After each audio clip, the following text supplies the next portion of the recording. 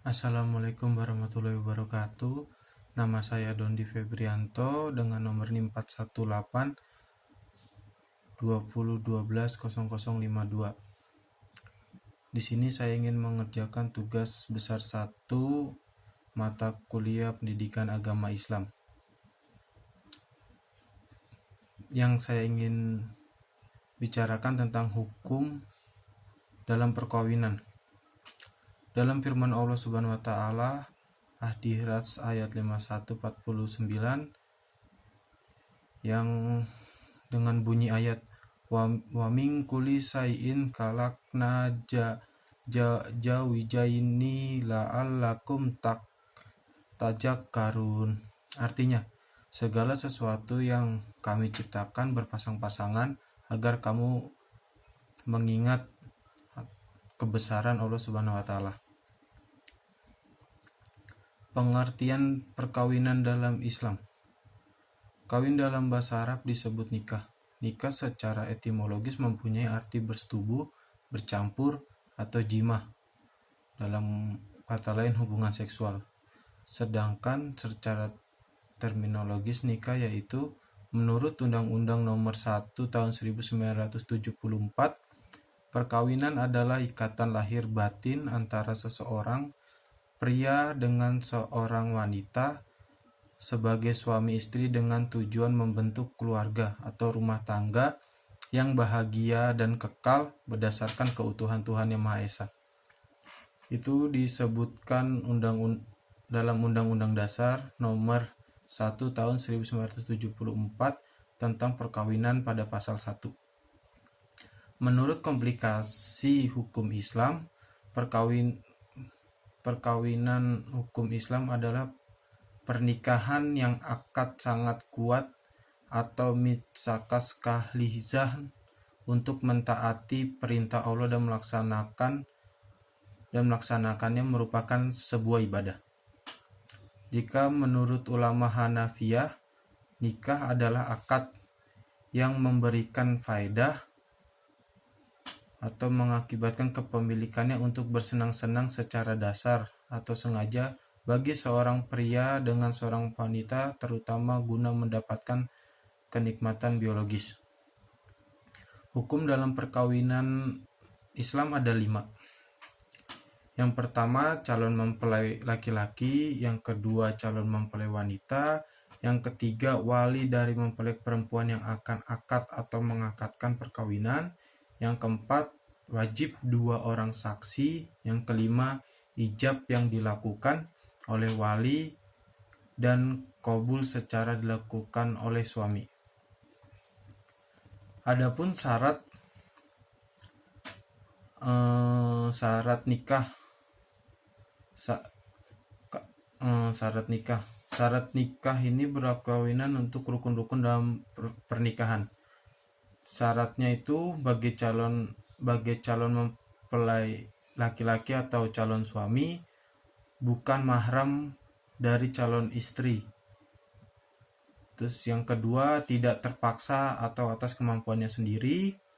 Yang ketiga, orangnya tertentu atau orangnya jelas dan tidak sedang ihram. Yang kedua, untuk syarat-syarat mempelai perempuannya atau calon istrinya tidak ada halangan syarak, yaitu tidak bersuami, bukan mahramnya, tidak sedang dalam masa iddah. Terus yang kedua, merdeka atas kemauannya sendiri. Yang ketiga, jelas orangnya. Yang keempat, tidak berihram. Syarat-syarat untuk walinya sendiri itu laki-laki, balik, tidak dipaksa, adil, dan tidak sedang ihram. Syarat-syarat untuk saksinya sendiri yaitu laki-laki minimal 2 orang, udah balik, terus orangnya adil, tidak sedang ihram, memahami bahasa yang dipergunakan untuk ijab kabul. Syarat-syarat ijab kabul yaitu ada ijab pertanyaan, mengawinkan dari pihak wali. Terus yang kedua ada qabul, yaitu pertanyaan penerimaan dari calon suami. Yang ketiga memakai kata-kata nikah atau tazwid atau terjemahannya seperti kawin. Yang keempat, antara ijab dan qabul bersambungan, tidak boleh terputus. Yang kelima, antara ijab dan qabul dibacakan dengan jelas maksudnya. Yang keenam, orang yang terkait ijab dan qabul tidak sedang dalam keadaan haji dan umroh. Yang ketujuh, majelis iqlab dan qabul itu harus dihadiri minimal 4 orang, yaitu calon mempelai pria atau wakilnya, wali dari calon mempelai wanita atau wakil dari wakilnya, dan 2 orang saksi. Tujuan dan hikmah pembentukan keluarga dalam Islam yaitu untuk menghindari perzinahan, mendapatkan keturunan, kalau untuk seseorang laki-laki itu melindungi wanita, terus untuk menciptakan persaudaraan yang baru. Dalam perkawinan juga ada larangan. Dalam perkawinan itu ada larangan. Larangannya itu seperti adanya hubungan nasab atau hubungan satu susu atau persusuan, itu yang tidak boleh dikawinkan. Terus sebab lainnya, istri yang putus perkawinan itu juga tidak boleh. Yang kedua, sedang ihram atau sedang haji, sebagaimana dijelaskan dalam hadis Nabi Muhammad SAW dari Utsman bin Affan. Rasulullah SAW bersabda, orang yang sedang ihram tidak boleh nikah dan tidak boleh menikahkan. Hadis riwayat Muslim. Terus yang ketiga, poligami melebihi batas yang telah ditentukan, yaitu batasnya 4 orang istri, sebagaimana yang terdapat dalam surat An-Nisa ayat 4. Terus yang keempat itu perempuan yang masih dalam masa idah atau cerai, itu tidak boleh. Terus yang kelima, perempuan yang bersuami itu juga tidak boleh. Yang keenam, pernikahan karena perzinaan itu juga tidak boleh. Adapun jenis-jenis perkawinan yang dilarang dalam hukum perkawinan Islam antara lain adalah nikah mut'at atau kawin kontrak. Di sini saya jelaskan perkawinan kontrak itu atau perkawinan sementara, di mana seseorang laki-laki melakukan perkawinan dengan seseorang perempuan untuk waktu sehari, seminggu, atau sebulan. Itu tidak boleh. Yang kedua, nikah sigar. Pernikahan ini terjadi ketika seseorang menikahi anak perempuan dengan syarat orang yang menikahi anak itu mau menikahi putri yang ia miliki dengannya, dan keduanya dilakukan tanpa mahar, itu tidak boleh juga.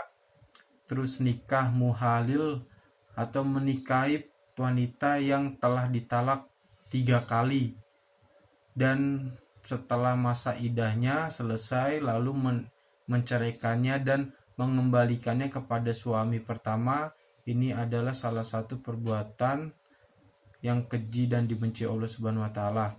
Terus yang terakhir, menikah campur agama atau beda agama, itu juga tidak boleh. Kalau hukum dalam perkawinan itu bisa disebut semuanya lah. Karena pernikahan itu bisa disebut wajib atau harus. Maksudnya kenapa harus wajib? Perkawinan yang harus dilakukan oleh seseorang yang memiliki kemampuan untuk menikah atau berumah tangga, serta memiliki nafsu biologis atau nafsu syahwat, dan kekhawatiran benar dirinya atau untuk melakukan zina, makalah tidak melakukan perkawinan itu. Jadi sebelum orang itu melakukan zina, sebaiknya dinikahkan saja gitu. Itu yang disebut pernikahan wajib. Terus kalau sunnah, kenapa pernikahan itu sunnah? Bila dilakukan seseorang dipandang dari berbagai faktor pertumbuhan jasmaninya sudah wajar dan cenderung untuk kawin. Terus yang ketiga, nikah itu mubah atau kebolehan. Pernikahan yang dilakukan tanpa ada faktor yang mendorong memaksa atau yang menghalangi. Terus yang keempat, makruh atau kurang atau tidak disukai atau ditinggalkan. Perkawinan yang dikatakan makruh jika seseorang dilihat dari sudut pertumbuhan jasmani sudah pantas untuk kawin tapi dia tidak melakukannya. Terus perkawinan itu haram atau larangan keras, yaitu perkawinan yang berupa menjadi haram jika perkawinan tersebut bertujuan tidak baik atau untuk menganiaya pasangannya atau dilakukan secara paksaan. Sekian penjelasan saya tentang hukum perkawinan Islam.